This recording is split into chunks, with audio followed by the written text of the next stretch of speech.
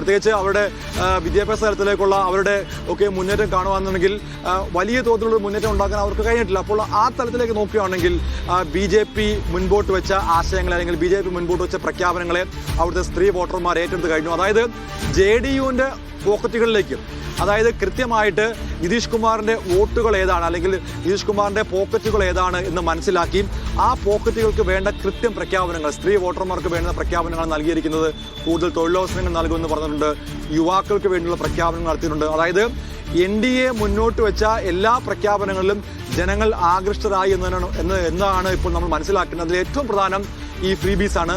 10,000 രൂപ ഓരോ കുടുംബത്തിൻ്റെയും അക്കൗണ്ടിൽ മഹാരാഷ്ട്ര മോഡലിലേക്ക് മാറിയതാണ്. മഹാരാഷ്ട്രയിലെ സ്ഥിതി തന്നെയാണ് ഇപ്പോൾ നിതീഷ് കുമാറിനെ അല്ലെങ്കിൽ JDUവിനെയും കാത്തിരിക്കുന്നത്.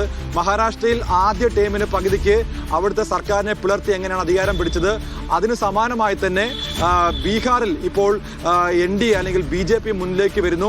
ഇനിയിപ്പോൾ നമ്മൾ കാണാൻ പോകുന്നത് നിതീഷ് കുമാറിനെ മുഖ്യമന്ത്രിയാക്കുമോ അല്ലെങ്കിൽ അദ്ദേഹത്തെ മാറ്റി നിർത്തുമോ എന്നുള്ളതാണ്.